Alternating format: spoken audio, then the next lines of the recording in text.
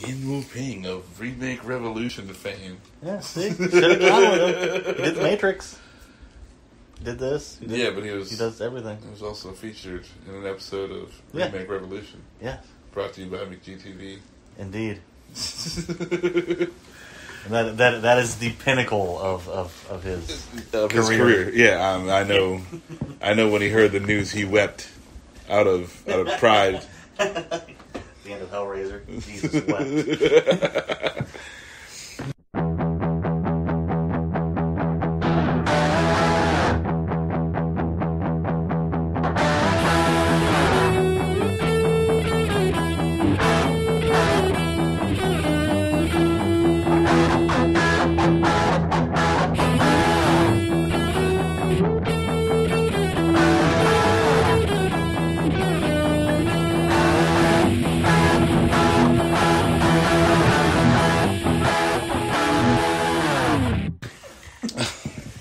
All right, we're back on the Shaolin sofa. Indeed. And we watched an oldie but a goodie. Kung Fu Hustle was on. Kung Fu Hustle is awesome. And it is also awesome. It was, it's a great movie. Steven, what's this guy's name? Stephen Chow. Who is the hardest working man in all of Chinese cinema. I don't know. Oh, shit. Additional action choreography by Sammo Hung. All right. Okay. All right. Props. Because, we don't actually know who's in the movie until we start the cast. And, that's how you tell that you, truly love and appreciate a movie. When you just don't even care. It doesn't matter what these people's names are. They're just awesome. Yeah. And also, I can't read Mandarin Chinese. All right. So Kung Fu Hustle is the story of this dude. Does he have a name? In a very roundabout way. Not really. I don't think they ever name him the whole thing. But yeah, he as a child he buys this Buddhist fist book from a bum for $10, and he's gonna go and be a good guy, and he gets his ass kicked. Oh my goodness! Okay, and then peed on. Yeah. This movie has a lot of heart, yeah. There's some scenes where it's just like, okay, this is just pretty good. Yeah, so this kid, this old man, this old con artist, right? Yeah. Checks this kid out of all his life savings of $10, and the kid practices every day from his Buddhist palm manual. And then when this little girl's in trouble, this little mute girl who's getting picked on, this kid's like, now's my chance. Yeah. Frickin'. But no. Unleashes the Buddhist palm on these bullies, and it has zero effect. And then, they kick the crap out of him, and then they piss on this poor kid. Yeah. I'm like, man, the Chinese are some gangsters, man. Because, in America, you might get your ass kicked, but you're not going to get peed on. You could. You could. It's a possibility, but that's more like something like a bunch of jocks and the bar. That's more of a high school. It's not a bunch of if they did that to freaking 10-year-old kids. If they did that to the Karate Kid, I would see that happening more. Because they're 8 and 9-year-old kids. Yeah, they're small kids. Yeah, so kids are brutal. Yeah, and but I gotta say though, the girl stays with him. Even though he gets his ass kicked and he gets peed on, she's like, would you like this lollipop? Well, he did save her. You did try. No, after he showed up, they did not pay one little bit of attention to that girl after that. It did work. So, he didn't look cool doing it, but he did save her. Yeah. So, there is that. But, so from that day forth, he decides that he's going to be a bad guy because the bad guys always win. Yeah, because that's a plan. And thus starts his life of crime, and he's a pitiful criminal. Yeah, he's a worse criminal than he is a good guy. Yeah. And that's, He has this fat partner, and the guy's just a complete doofus, and... but they can't really, do anything bad because they're too good-hearted. Right, they're really nice guys. That's the problem. Right. And, even when he's going to stab the old lady, he can't physically do it. Yeah, so it's like a lot of destiny is involved in this, because they roll up on this little what do you like little apartment, shantytown apartment, yeah. I mean, it's called Pigsty. I mean, that's Pigsty Apartments on the lower southeast side of China. Apparently, it's it's a crap. Like when you see the little village for the first time, like there's lines for the one freaking water pipe in the whole thing, and like the landlady shuts off the water. Oh man, we forgot this. Okay. The Axe Gang. All right. The main bad guys, the Axe Gang. Yeah, these are cool. They're cool. The Axe Gang is awesome. Their leader is awesome. I mean, how many times do you introduce, like the bad guys with an interpretive dance? Rarely. It's very cool. It's very rare when you. Here's the other thing, though. They did it and they pulled it off. Oh yeah. That's the other thing. You could fail miserably. Yeah. I mean, unless you're Christopher Walken, your odds of pulling off dance in some kind of crime movie is relatively low. Right. So. Yep. And that's why Moby got him for the video. It's. I mean, can't say no to that. So they do a pretty cool introduction of the bad guy too, because like. There's this gangster, and he's effing up all these cops, and like he's in the police station, beating the crap out of cops, and then like berating them and spitting on them, and they're like, oh man, this guy's a real gangster, and then he like walks outside, and like the real gangsters show up. And that's how you meet the Axe Gangs when they're taking over the town. They kill the old gangster. So and the first gangster like turns into like complete wuss man. Oh, dude, like from the get go when they show up. Yeah, he like throws his girlfriend, like he totally human shields her and tries to run away. Then gets his leg cut off. He's like, remember that one time I invited you to dinner? Like, what the... Like, they just cut off your leg, bro. Like, how's that gonna... we're already past the we used to be friends. I guess. I would have just kept my mouth shut. Like, have a little dignity. Well. But yeah, he dies pretty cool. And then the dancing starts. And then more interpretive dance. But, he's a weird little Chinese dude with a cowboy hat. Yeah. And then he's dead. But the axe gang is super cool. I like all their axes and their kung fu moves. Yeah, and I really like their danger signal, to bring more guys. Oh yeah, they have they got fireworks, right? Just a like a pull firework that makes a giant axe. Yeah, one shot road flare. Because like cool. in Japanese cars. Like, they have a road flare that you could, like, call for help with, like... What? Yeah, they come standard with a road flare, like... Awesome. Like a shooty road flare? I think they're, like, shooty road flares. Holy crap. That's cool. So... You get the cool gangster, I'm in trouble road flare. As a perk for your membership in the Axe Gang. Right. Or no, I feel like that's if you're, like, a boss, you get the... Because it's always somebody like, go use the thing. Yeah, okay. I mean, you don't want your whole gang to have a firework down their pants. Right. And also, like, they're just popping off fire, like, like, willy-nilly, and, like, everybody shows up. They get all drunk. They're like, it's a party. Yeah, and they're like, we just needed a ride home. They're like, damn it, need Jimmy. The whole gang. Yeah, like... God. So, only responsible... Okay. Proven members of the Axe Gang get the road flare. But this is awesome too when he kills the girl. This guy reminds me of like the Joker. Like evil random gangster. But so I think he's better than a couple interpretations of the Joker, honestly. Yeah, for sure. But But then back to Stephen Chow. Back to Stephen Chow and Pigsty. Who just can't get his, like... Well, he can't get right, but he's not living. No. He's not on the right path. He's supposed to be on the path. But I mean, he can't get his thieving ways going at all. Right. Yeah. It's too against his nature. He just keeps getting his ass kicked the whole time. Oh, man. So I'm actually surprised he made it, like, as far as he did. Well, I mean, he wrote, produced, and, starred. No, not Steven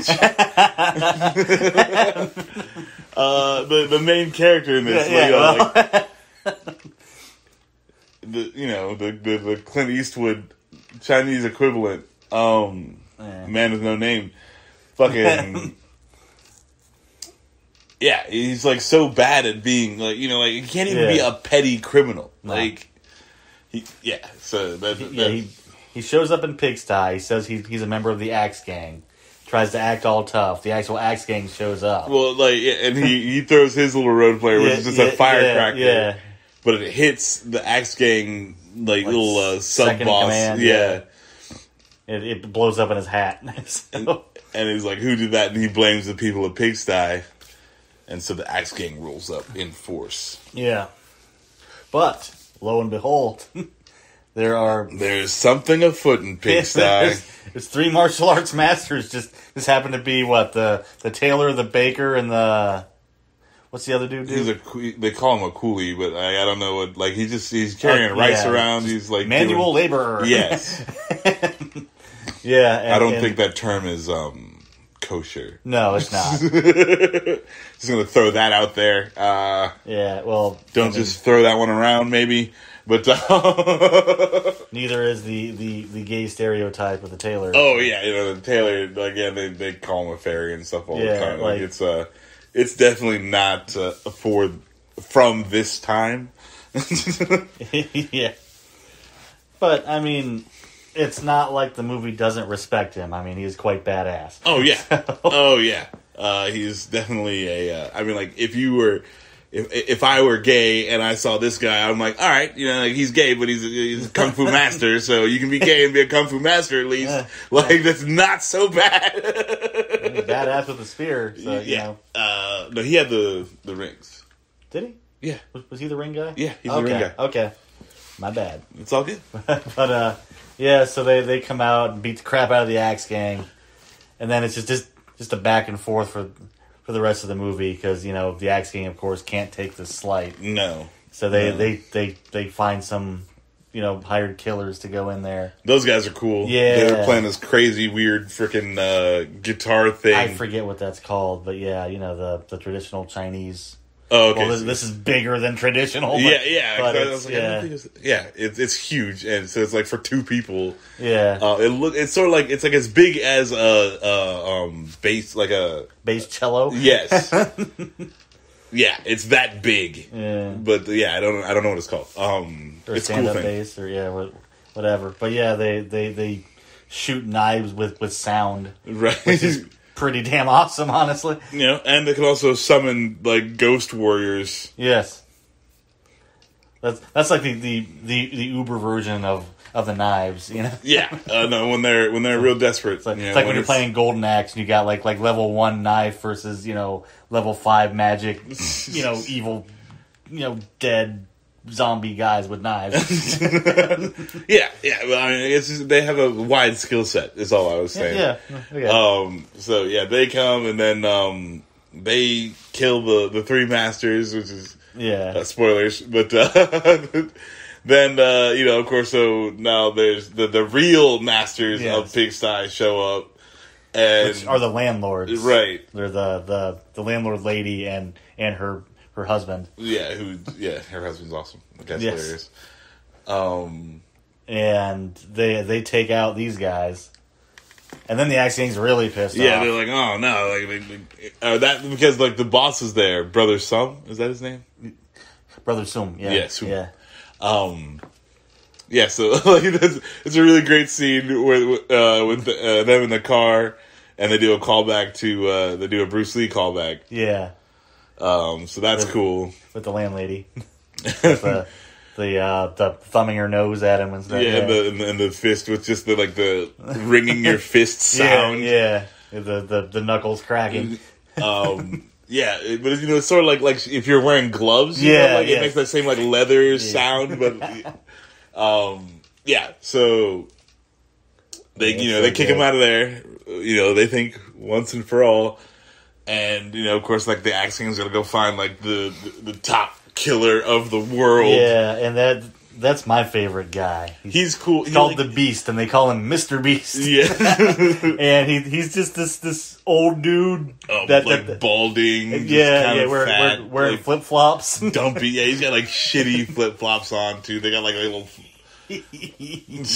Ooh my! Because when they break him out of prison, he's just in a wife beater and his boxer shorts and just reading the paper. I thought he was on the can. On the can, reading the paper. I don't know. Yeah, but anyway, they find this dumpy fucking dude and they're like, okay, well, here's the guy, and the scene where he like proves he's the most badass is kind of cool. He fires a gun like 5 inches away from his head and catches the bullet. With the other hand of his other hand. Yeah, across the body. Oh yeah, little gay dude. That guy was cool. Yeah. There's one dude in the village. He's dumb, but he's got heart. Like, oh yeah. I mean, kid's got balls. Like he stands up to the Axe Gang. He has no martial arts skills. He just looks kind of slow. Yeah. But he just stands there and he's like, no, I'm not giving you money. No. It's like, teach us how to fight. He's down. I like that guy. But, he always has his ass hanging out. Yeah, like that's I mean, you realize that some of the comedy is lost between cultures. So I'm gonna say that's part of it. Yeah. Anywho, but he's cool. I dig that kid. But Mr. Beast is awesome. Right. The Beast is great. He's a good villain. So the landlords show up at the Axe Gang's casino, and they have a really sweet fight. But they lose. Yeah. But Stephen Chow's character also tries to turn on the Axe Gang. And he gets his ass beaten into the ground, literally. Oh my goodness. It was great though, because like when he hits the Axe Gang boss, that was awesome. I don't know why. When he's like, oh my god, he's like bleeding profusely out of his head. And then just swings on the Beast, and the Beast is like, really? You were gonna fucking throw a punch at me? Like, he's locked. They're in like a Mexican standoff chokehold. Yeah. The three of them, and Stephen Chow comes up and just like hits the Beast with like a table leg or something. Yeah. He doesn't even move. He just his focus moves to Stephen Chow. He looks amazingly pissed. Yeah, that did it. And then he like fucking like hits him in the heart and like crushes his whole heart and like steps on his freaking head like 4 times. He hits him so hard that his suit in the back blows off in the pattern of his fist that hit in the front. Perfect fist. Oh my goodness, no, it's great. But yes, Stephen Chow gets just obliterated, and then they snatch him and escape. But it turns out that this is exactly what Stephen Chow needed to clear his chi. To unlock his chi. And become an actual martial arts master. Oh, man. With apparently no training or anything. No, he did all the training. When he was a kid. A child. Yeah, but then he got peed on. Yeah, but the pee clogged up his chi. Oh! But it didn't work beforehand. Well, then his chi hadn't grown yet. His chi was weak. You only get chi after puberty. Right. His chi didn't blossom until years later. But anyway, so Stephen Chow's character is a martial arts master, and he takes on the Mr. Beast. And and he's a super good guy now. Yeah, because everything is now aligned. Yes. And mind, body, and spirit are one. Oh, jeez. And he's got the glow. He's got the glow. Oh man, we gotta watch that sometime. Oh, dude, I'm down. I'm 100% down. Love that movie. All right. Showed up as one of the greatest villains of all time. But that dude is also in the Adventures of Briscoe County Jr. Okay. which is another reason I love that show. So, Anyway. Yeah, so he uses the Buddhist palm on the beast and wins the day. So here's my question about this movie. Because earlier we said that the guy selling the pamphlets was a bum and or a con artist. Con artist, yeah. But it worked. Yeah, no, he's not. He's actually an old sage. Old wise sage. And the kid at the end of this movie, who he hands like the 5 different pamphlets to, that kid is going to be like the greatest kung fu master of all time. Because he's learned like the 5 paths. Or something of the Wu-Tang Clan. No. The Shaolin. There's a lot of good comedy in this movie. Oh, yeah. I mean, this is...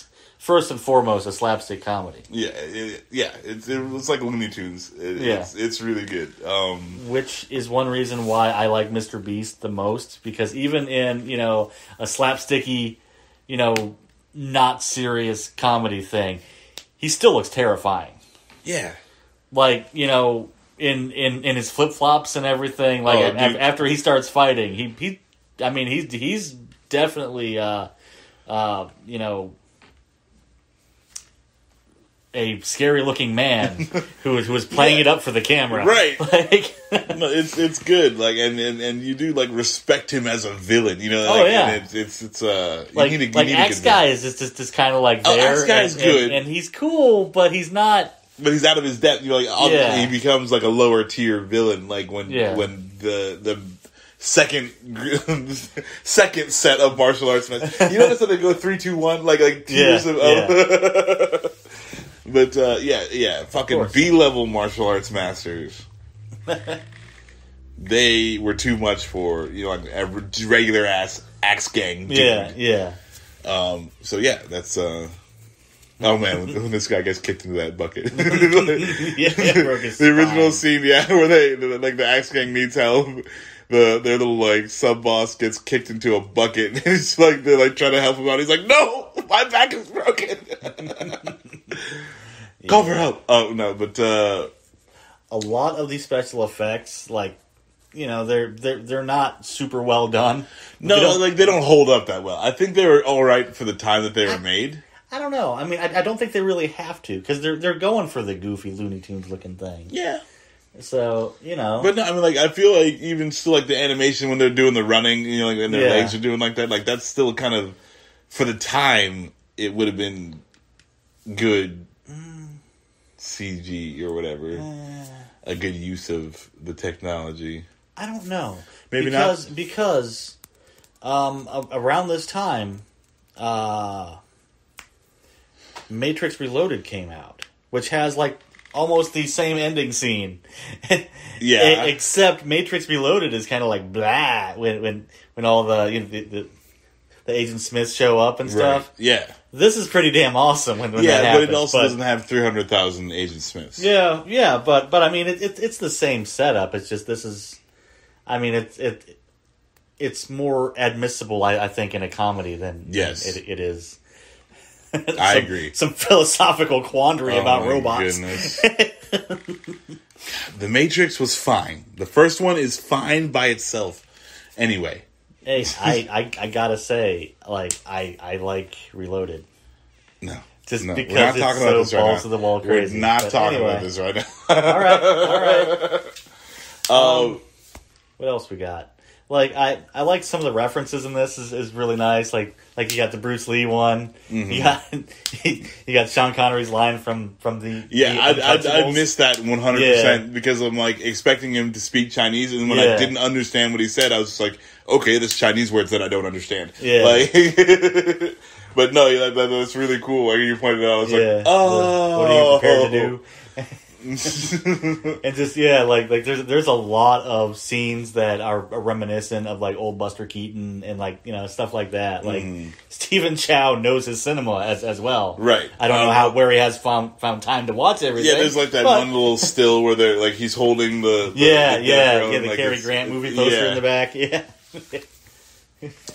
So there's a lot of good stuff in here. There's good comedy. It is a little dated, so like if you're one to get offended, you might get offended.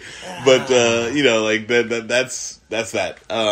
It's really solid. The kung fu is good. Yeah. All the fight scenes are fun. The comedy is still pretty fun. I mean, the actors, I don't know most of them by name, but they're in a lot of other Stephen Chow stuff, as well as just a lot of other Hong Kong flicks. Yeah, and they're recognizable as such.